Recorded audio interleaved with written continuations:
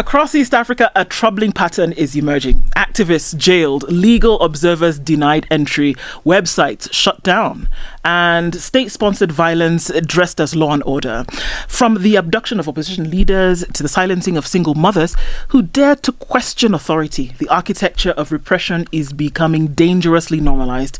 Meanwhile, in stark contrast, countries like Poland and South Korea have just held peaceful, competitive elections, underscoring the widening gap between democratic aspiration and authoritarian reality. In this episode of Panel 54, we are sitting down with Dr. Willy Mutunga, former Chief Justice of Kenya and a political advocate for justice, to interrogate this authoritarian drift. From Cairo to Cape Town, Lagos to Lamu, 54 nations, one continent, countless perspectives. Hi, I'm Waweru and Nduh. Hi, I'm Nduh. Welcome to Panel 54, Global Perspective Through an African Lens. This is the podcast where we unpack people, policy, power, and the paradoxes that define our time, with nuance, with history, and a deliberate commitment to context. This isn't punditry, it's perspective. It's not a briefing, it's a reframing, and it starts right here.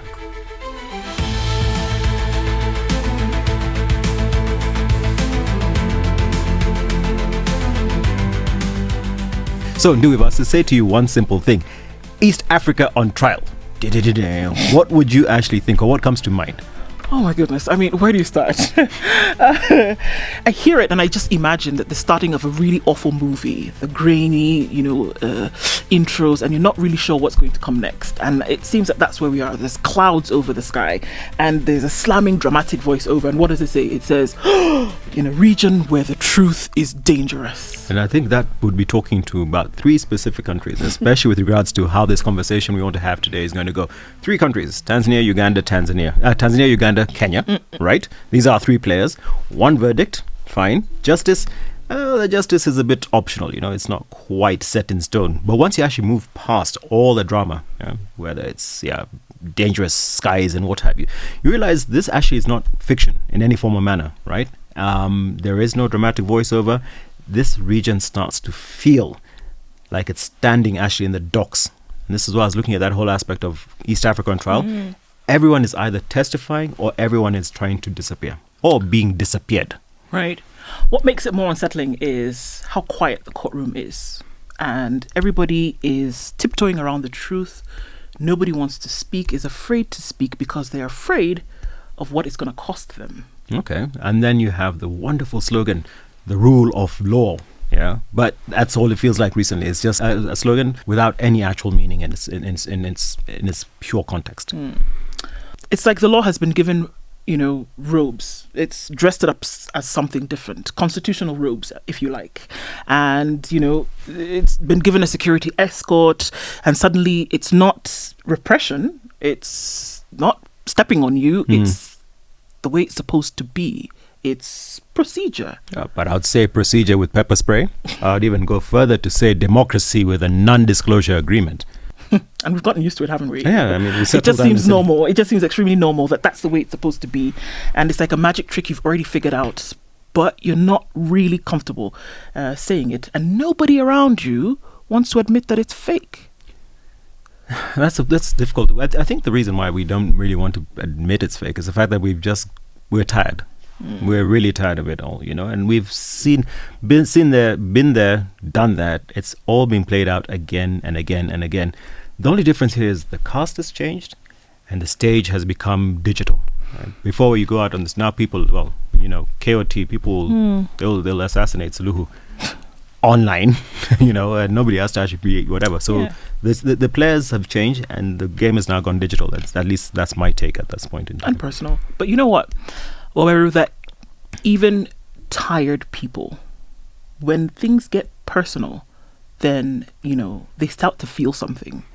And right now in East Africa, the stakes are personal for a lot of people. I agree. I think they very much are. And that's why today we need to look beyond analyzing headlines, We need to look at the atmosphere, properly interrogate what the atmosphere is like. We also need to look at the silence, because silence actually speaks volumes. We need to look at those nuances, like the shrugs, like, you know what? Yeah. So 3 countries are involved. Are they complicit? I don't know. Maybe not. I don't know. What have you? Basically, the quiet calculations people are making just to survive.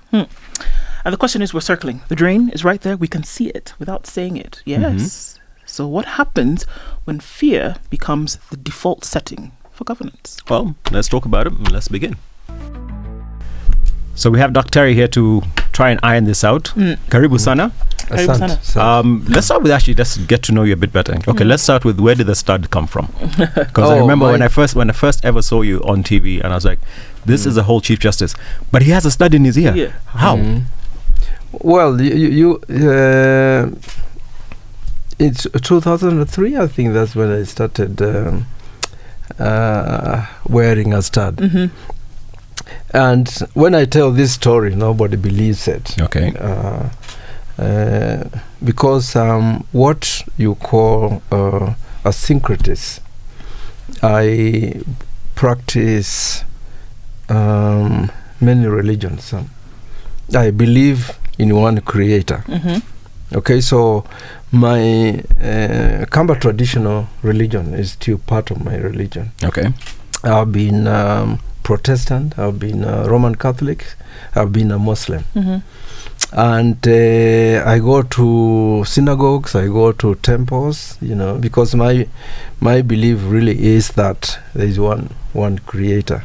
And so 2003, one of my uncles tells me, well, the ancestors want me to wear a stud. And traditionally, all these communities, the Kikuyus and the Kambas, actually wore studs. Okay, I did not know that. Yeah. You look at the old photographs and you see their ears are cut and they...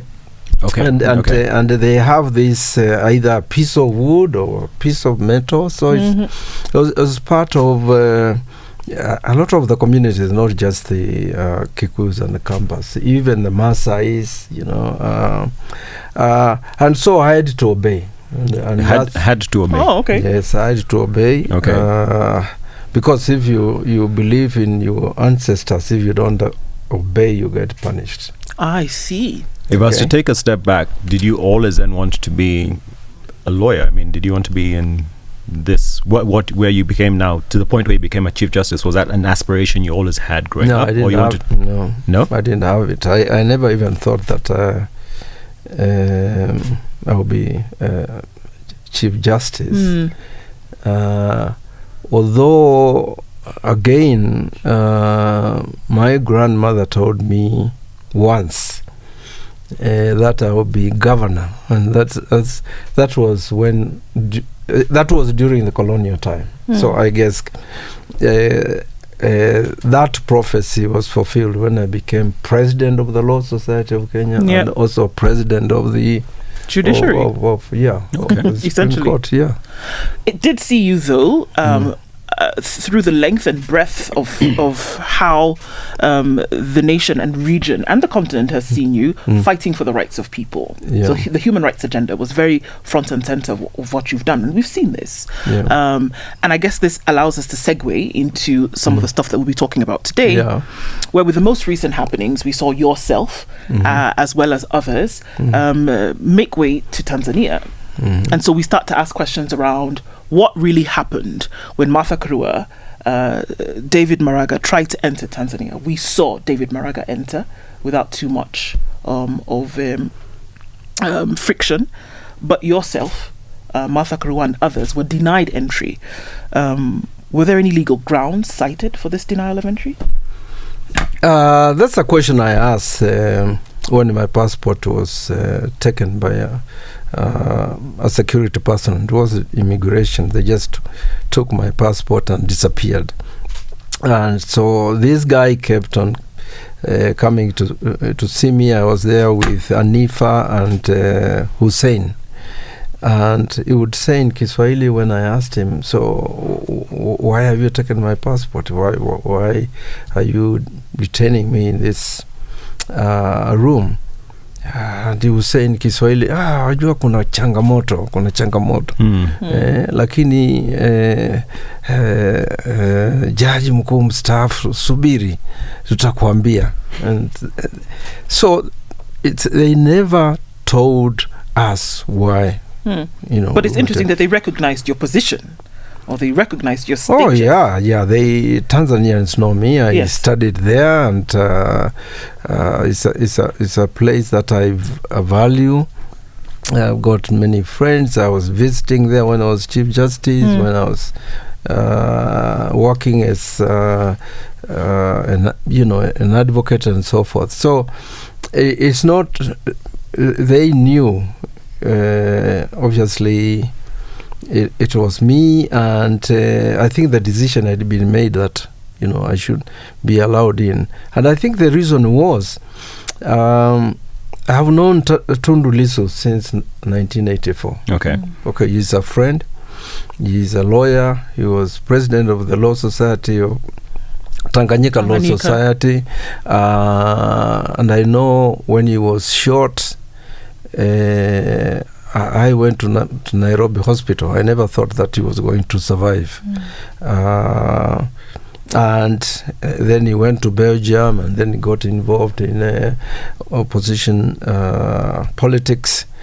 So he's a friend, he's like a family to me. And when this opportunity presented itself of going to observe the trial, I never thought that Tanzania would have problems with that, because that's how you want to make the rest of the world know that there is a rule of law, and this is not a kangaroo trial, and so forth. So it was it was a bit of a shock when they took the passport and they said, unaweza katembea ndugu, just tembea. So we could move and have coffee at Kentucky Fried Chicken joint on the airport and so forth. Okay. But we didn't have the passports until the manager of KQ came around 3, I think it was, around 3, with our passports and boarding passes. Okay. So in terms of law, they should have told me why I'm being, deported. Detained. So Deported, yeah. Yeah, and why I'm being deported from, first, my right to entry. Yes. And we have since found out that there were gross violations of but the let me treaty. ask this question, because you kind of touched on it, and then I was waiting for you to explain. But in your opinion, obviously, and it's not, maybe conjecture or whatever the case, but why would Tanzania go to such lengths to then actually stop legal observers? You're coming in as observers. You're not coming there to whatever. And intimidation of witnesses. Why would they go to such lengths? My view is that in East Africa we have dictatorships or leaderships that are capable of anything, and you can't rationalize them. It's very difficult to do that, because one would have thought that having us, observing the trial. And there were a lot of human rights activists from all over the world who were observing. So it's one would think that the government would actually approve of such a strategy. So I really don't know whether it's they want basically to tell everybody that they are not going to allow the opposition in Tanzania to be glorified. There are obviously political reasons that I'm not aware of. And yet we did see David Maraga Emeritus, Chief Justice Emeritus, close to the docks where Tundu Lissu was held, in court. So it looked as though it was a bit confusing as to why a certain set of people would not be allowed, but then another would be. You do hold the same rank as he does, Chief Justice Emeritus.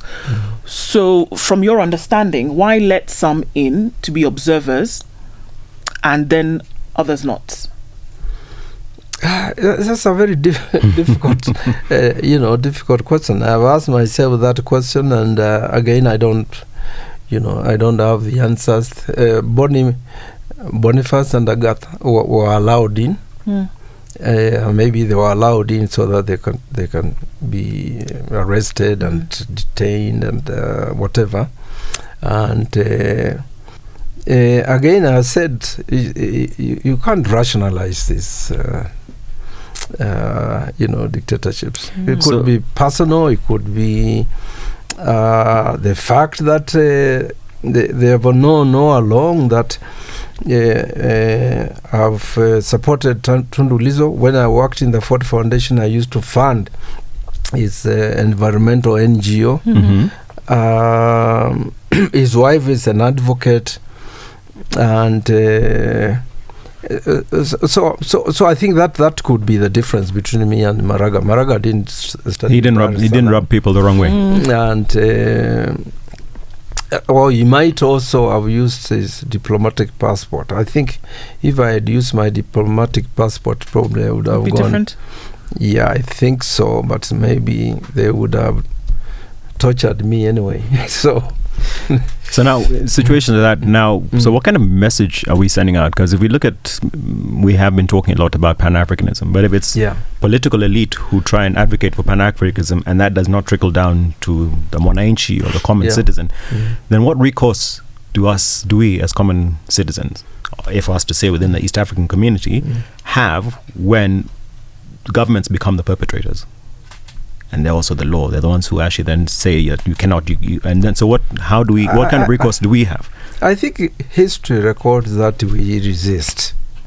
Okay, and you can track that. There is no time in this country where oppression was not resisted. Okay, whether it's a Moi dictatorship, students in the university forming in Kenya, December 12th movement, whether it's the human rights movement in the 90s, NCC and others, there is always a culture of resistance, and that's what saves us. Where, like now the Gen Zs, last year, they use the constitution to craft political demands that were very revolutionary, in my view, saying we have the sovereign power, we have delegated it to you, and the constitution says we can withdraw it and exercise that sovereign power directly, or even delegate it to somebody else.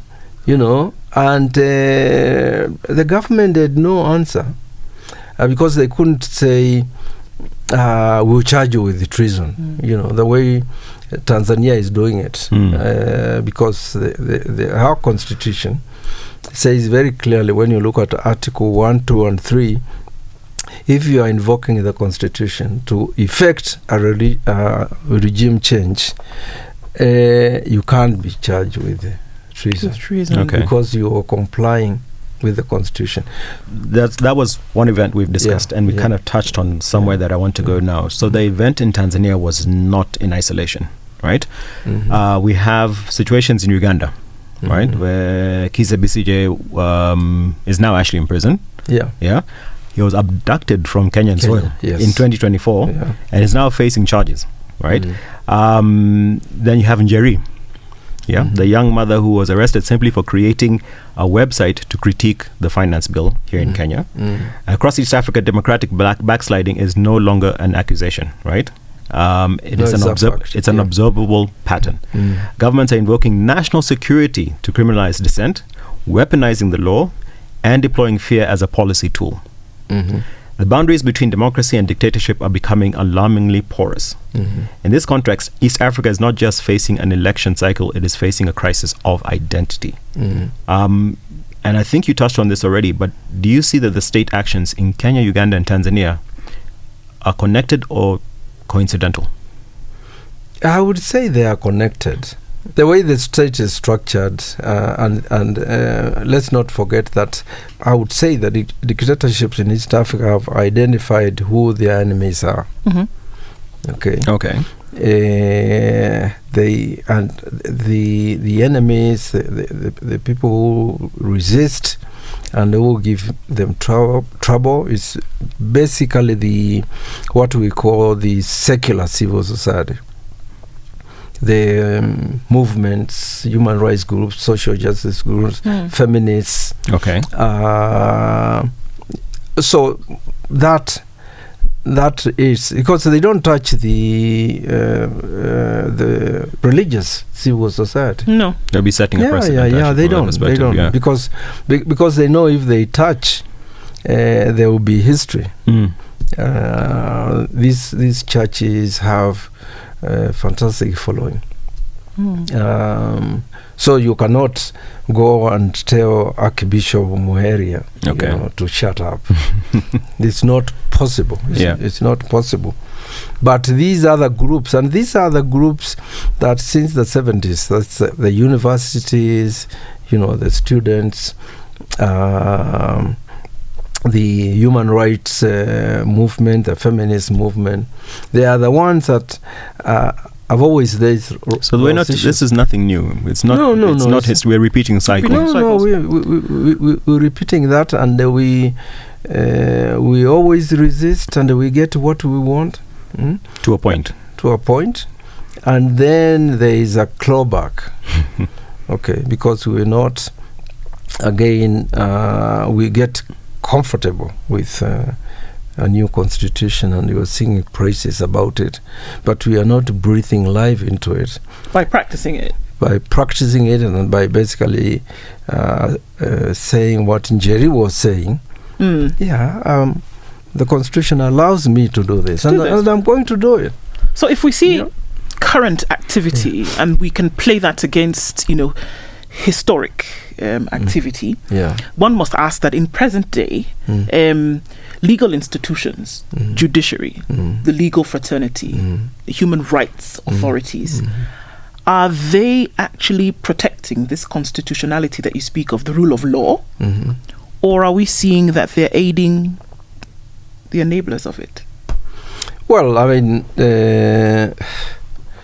if a good comparison would be to look at what Faith Odhiambo and our advocates are doing on this issue. They're out there stating what the constitution is about and how it should be obeyed, and also going to represent people who they know, like Njeri and others, are exercising, those rights.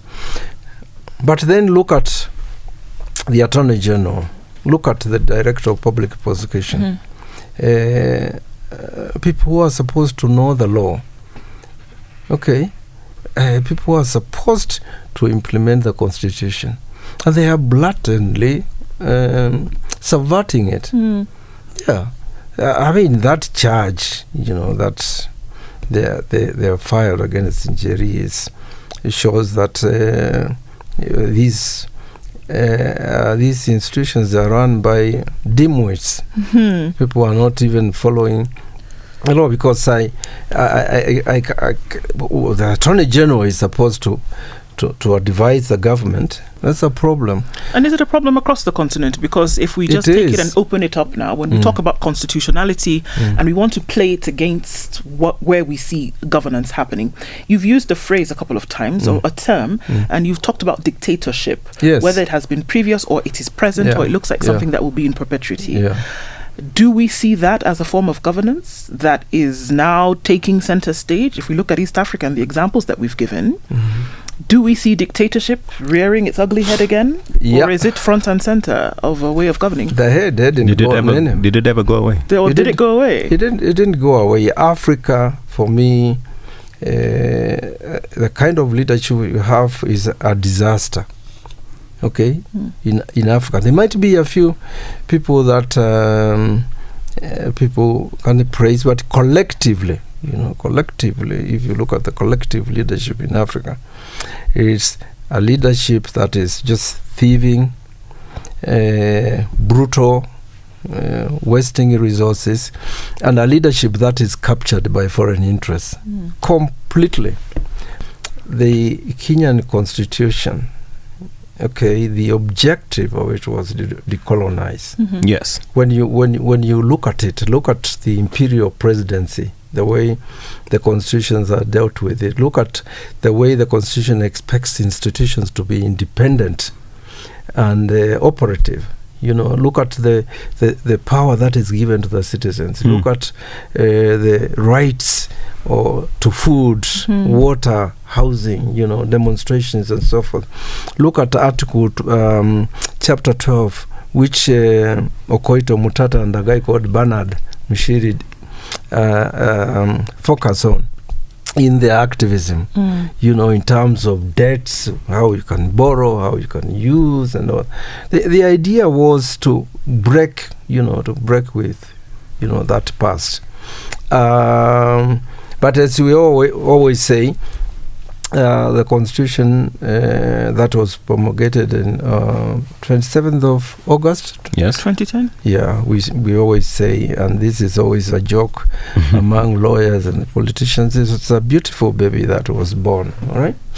But we handed it over to child traffickers. How did you expect that baby is going to survive? That's a very graphic analogy. A way of looking at it, but I guess it does send the message home. Yeah. So if we come back, and after we've looked at, if we're saying that dictatorships exist and are being practiced, we then often see that there's resistance to these dictatorships. Yes. And as a result of that resistance, there's repression. So these things now seem to follow. Yeah.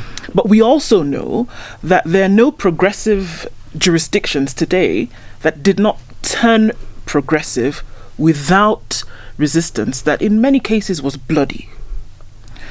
Can we see a situation today that the activism that we see, the resistance that often results in arrests and abductions and, alleged cases of torture and things like that, can we see then that resistance needs to be upped, increased, because that would be the only way to topple dictatorships? Is that something that we see happening today? The state of the planet is becoming very complex. The Chinese are in it, the Russians are in it, Emiratis, you have something called BRICS. Yes. Okay. You have American military power, you have all these hot wars and cold wars and so forth. And I think in Africa, we have a leadership doesn't even understand that planet. They don't realize that if there was a world war today, Africa will be the theater of it. Absolutely. Okay. So the qualities of that leadership it hasn't been decolonized at all. There's been cases like Nyerere, like Nkrumah, like Sankara, like Gaddafi, and others. Lumumba, they're always being mentioned, but that leadership was never consolidated. Yeah. Yes. So is there a recolonization of the continent? Essentially what we see. That's true. It's new colonialism, recolonization. And it's happening because you get new players. But doesn't it go back to leadership then? It's some of the tenets, elements that we talk about. Doesn't it go back to leadership? Because when you speak about African unity, we often say that in order to have a unified or concerted continent, then one of the prerequisites to that is that you have the individual elements who have issues sorted out in their backyard. Absolutely impossible to have African unity if you have the units that are not put together. Right. And the borders. And take for example the oldest union in Africa is Tanzania. Zanzibar. Yes. And Tanganyika. It's the oldest, right? Yeah. And there is still a problem now. That one is working. Then you have the East African community, right? And we've just been discussing that. So you have a community that hates its people. It's not about people's rights and so forth. And that's a problem until we get what Gaddafi wanted. United States of Africa. With currency. That's why he was murdered. Nyerere, supported regional formations before you come to the continental one. That's the only thing that will save Africa. This notion that everybody's talking about Traore, I need to go there and see what is actually happening, because he's got a lot of headlines. Yeah. But when the rubber hits the road, is there going to be a sustainability in terms of, because we did try our free education and free laptops and everything, and I think once you start getting into the rigmaroles of actually now how you're funding it, and how where's the money coming from, in steps in your IMF, and to say actually, by the way, if you want this money, what you need to be able to do first is ensure A, B, C, D, and then they start toeing the line, as you just said. Or you tell the French move, and then in comes the Russians or the Chinese. Okay, so Africa has this big, great vision of Africa. What, 2063? 2063. They have not even implemented it. They're not keen on it. Well, we can't get the basics like food, education, and health. Yeah. But we can fly around the countries in helicopters and what have you, and we don't have. That's for me. That is a waste I was talking about. That's a waste I saw in public service. But isn't that what we're talking about now? Yeah. That is interesting that the nations that engage Africa are in that space, whereby we know the only road towards economic development is when you create for yourself. Yeah. That's what was brought about by the Industrial Revolution, that we do better in order to be better. Yeah. So we cannot be in a situation whereby we are saying we are going towards economic development anywhere on the continent if we are not manufacturing, if we're not making for ourselves. And it would appear as though the recolonization of Africa ensures that very thing doesn't happen. It does. Knowing very well that leadership is weak, economic progression is infantile, and the desire to move from one step to the other is not implemented because we have leadership that is not tuned. So we export raw materials. I've said this before. We export raw materials and import refined disappointment. Is there a way for the African continent, and it's replete with examples of unitary nations in this case, who have a lot of work to do. But is it possible for Africa to walk on its own without influence, without external influence, without external dictatorship? Because we do have dictatorship on the continent, but it would appear as though from what you're saying that there is external dictatorship as well that ensures that Africa doesn't develop. Yeah. So it comes back to the cliche, the people. Okay, the people. We the people. Yeah, we the people. If you take the example of DRC, if you read that, what has happened to DRC since Leopold, and since colonialism, and what Lumumba was against, and so forth. Look at what people talk about the minerals that are being used for all manner of things and so forth. They come from Africa. Okay, look at the case of Kenya, for example. There's a lot of talk about minerals being in what are called conservancies, right? Yeah. And we know who occupies those. The idea of a conservancy actually goes against what you're meant to do, especially if you look at, for me, from a perspective of carbon, for example, you're saying we're trying to reduce carbon emissions, but we need to take land away from the indigenous people in order to do that. And that doesn't make any sense at all. Yeah, those are occupations. And the extractions. It's business. And I'm not surprised China wants to build a road from Luanda to Djibouti. Through the Great Lakes. So you have to ask yourself, what that should be a vision of the African leaders. Where are we going to build roads? How are we going to be connected and so forth? But if you allow the external people to come and say this is what you want to do, it's the minerals in Congo, the timber, but then the oil, in Sudan. So if you're looking at 54 nations within the African continent. You've got the people like DRC who are very rich in minerals, and other nations that might not be. Right. So how do you then balance? How do you create that balance to say, okay, fine, if we even have one currency or one unit of currency, how is that wealth distributed? That's a great question. Continent. And that's what Nkrumah was about.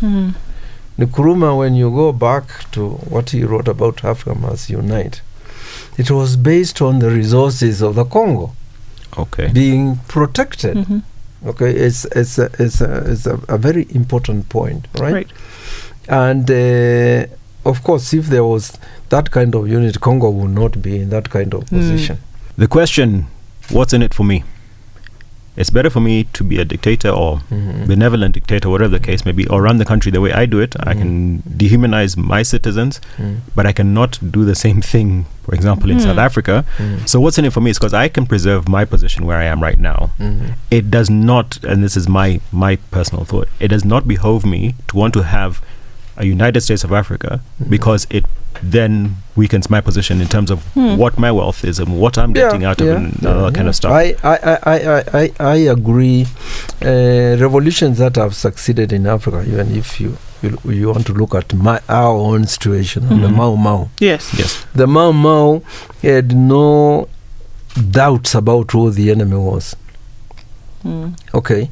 The British, and there is a category they call the Home Guards. Yes. They had to go. Yes, and they wanted both, to go. So even in Africa, and we're going back to the people again, that's what we have to realize.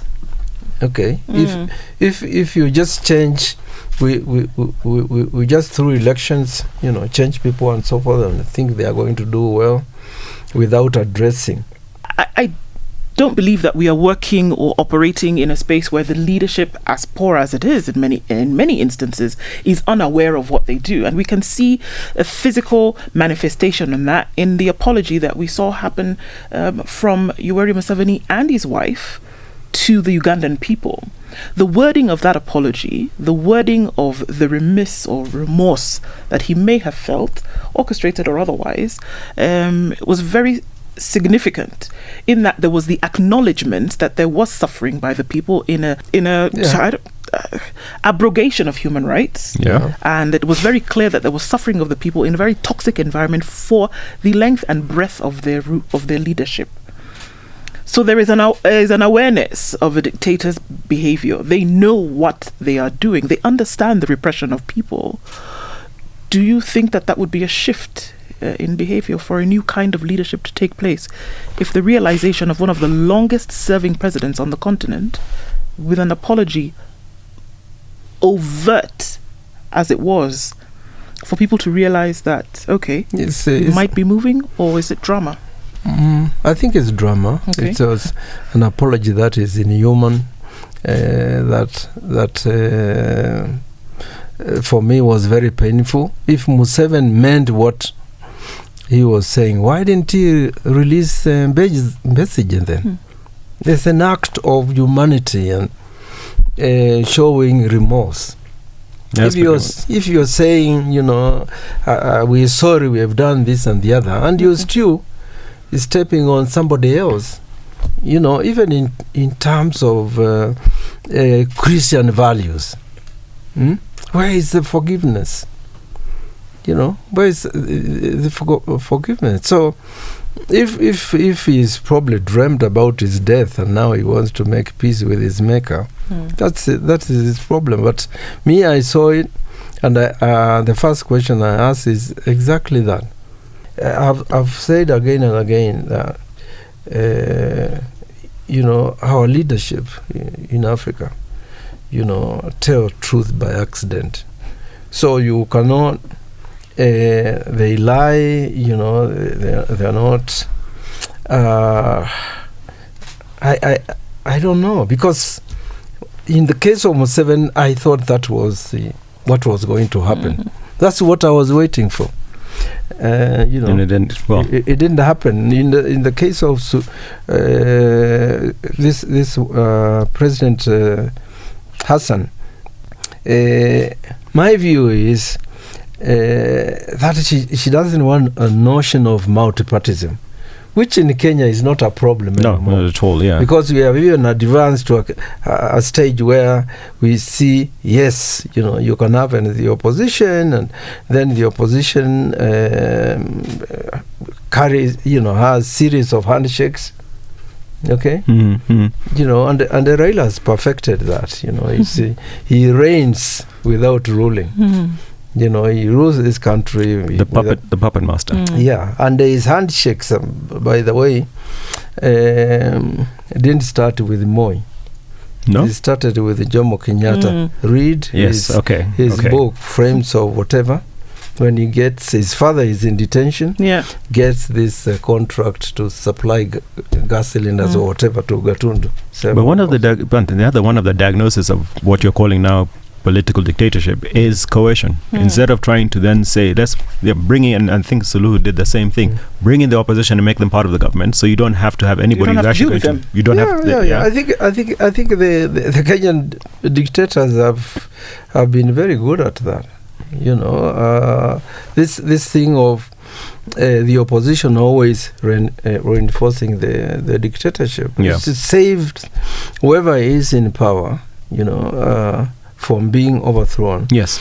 And you start asking yourself, when President Ruto won the election in 2022 by a margin of 200 votes? Something close. It was close. 200,000. Okay. So it was close. Why didn't he call Raila then and ask him, say, let's have a government now, national unity? Until he started becoming a thorn in his side, is when he said, okay, perhaps we need to. So you have a political class that also it's can't make concessions. That would have been a concession. Okay. Yeah. Because we've seen it before. We've seen the government of national unity, the one of grand coalition, which also became grand corruption. But in Europe, you get these coalitions happening. And it's one way, of being inclusive and whatnot. But in our case, it always happens of deaths, after this and the other. And those are some of the things that baffle, surprise me. Because why do you have to wait until people are killed for you to suddenly turn around and say, right, I want to bring it home, and I'm now going to put you in the spotlight. Right, we're looking at the aspect of so in a region where hope is often punished, how do we then build a future?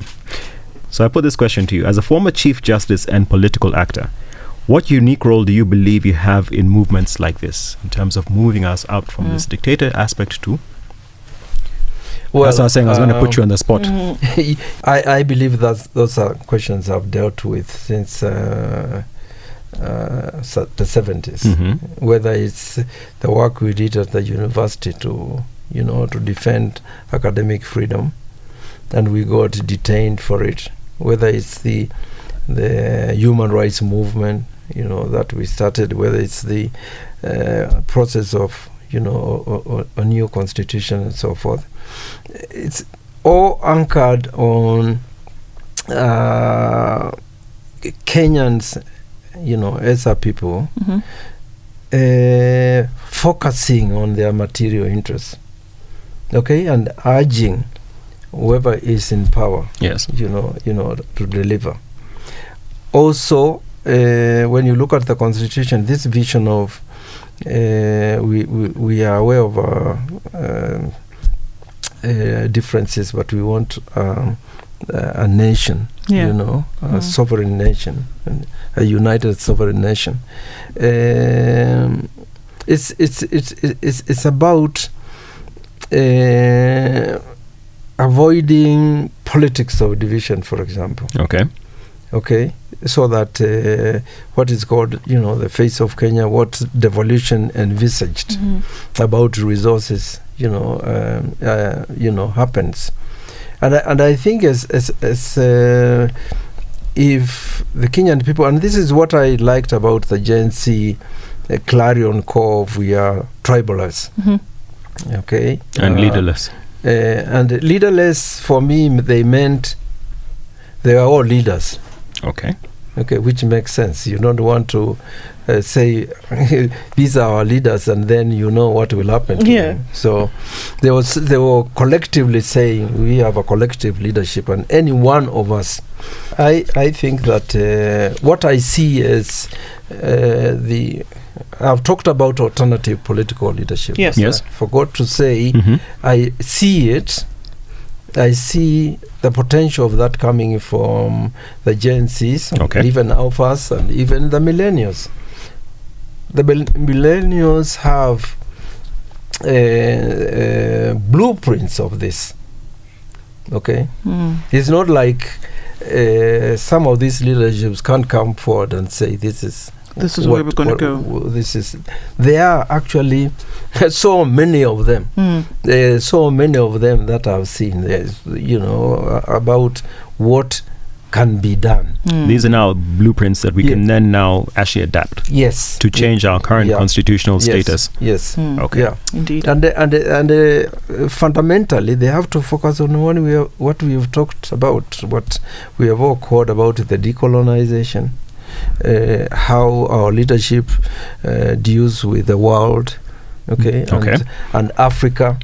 It's complex, but people have thought, and it's connected. And disconnected. Yes, because you are facing great interests that want to keep Africa where Africa is. Indeed. So so it's